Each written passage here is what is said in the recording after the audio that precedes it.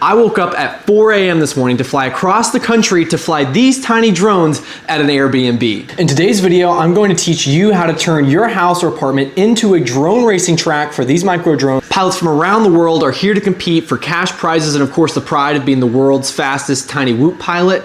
But this race specifically is known for everyone renting Airbnbs and setting up crazy tracks for these little drones to rip around. I'm here with a few of my friends and we've set up a really cool course at our Airbnb. I'm gonna flash back now to me traveling this morning and then we're gonna get into the flying and show you guys just how much fun you can have with a tiny whoop and an Airbnb.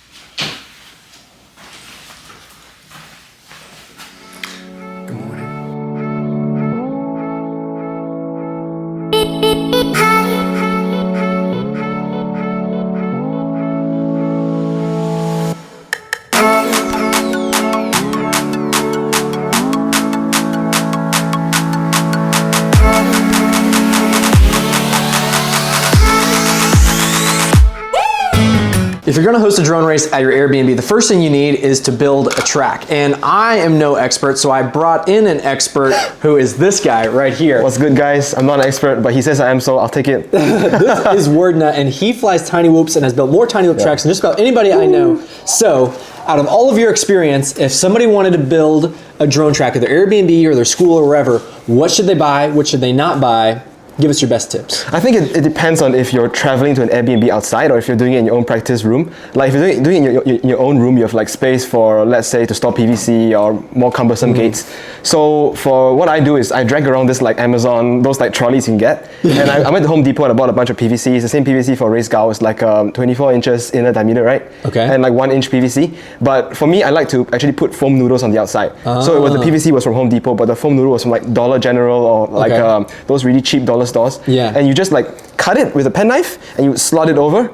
Right, and it really saved my drone from so many like hard crashes. But what about like you do like you have some like arch gates and like flags and stuff that are in your videos sometimes? Oh yeah, I mean like because sometimes when you go for a drone race, it's not always square gates. It's like might be arch gate, it might be a strange shape. So like there's this really cool supplier from China. It's called like Nexus RC or like Lesa RC. Okay. You can find them on Taobao, and what they do is as long as you can understand a bit of Chinese or get a translator to help you, you can really get these like really cool arch gates with like custom like fabric for no extra cost, and ship it from China on the slow boat, maybe like 60 days, but after 60 you get amazing gates. Like I did one for Corbin Smith, like scrap heap.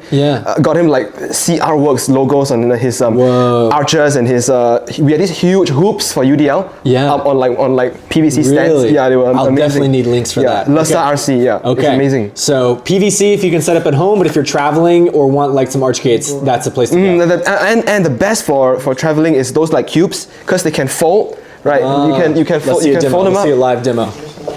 Like a lot of people struggle, like I don't know why they struggle, but it's so simple. You just grab the alternate corners and you twist it into itself like an 8 and it comes together so nicely. Oh, that's great. And the cool thing is like these like cushion your other stuff in your luggage, right? Yeah, it's amazing. It's a win-win. Okay. Now that you have the materials, now you need to design and build the track. I didn't design the tracks that we were flying in here, but Tweech did, and he absolutely killed it. Something you'll notice as a couple tips is they rolled up the carpets here at the Airbnb, so that way we didn't get hair inside the motors. The tracks have a nice balance of left and right turns. Staying away from anything that's fragile. We covered the TV with a blanket. Just little tips like that will definitely save you because you don't want to damage anything like that, so definitely make sure you're protecting anything that's fragile or moving it out of the way. After that, all you need is a couple tiny whoops, some friends, and you can start having fun. Let's go into the flying now. A quick lap around the track is down the hallway, laddering down, coming to our triple ladder, doing a split S, ladder up, another split S, we're chasing pork chop around the bedroom, doing this crazy maneuver, 180, opposite 180, dive gate, 180, reverse split S, and doing it all again. Oh my goodness, almost like Werdna.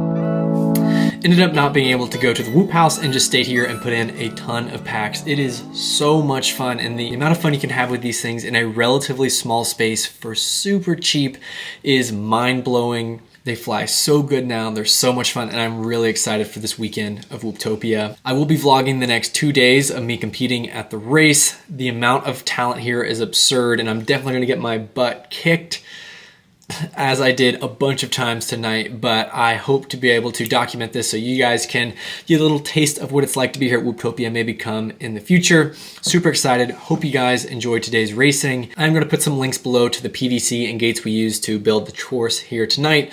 It's super cheap, and honestly, you don't really need anything fancy. You can make gates out of just about anything. Same thing goes for the drones. We're obviously all flying a bunch of different things based off our preferences. I'm going to put down the links to the stuff I was using in my video and my flight footage down there. I'm really happy with how all my quads are flying right now, and the 533 team did a great job building them.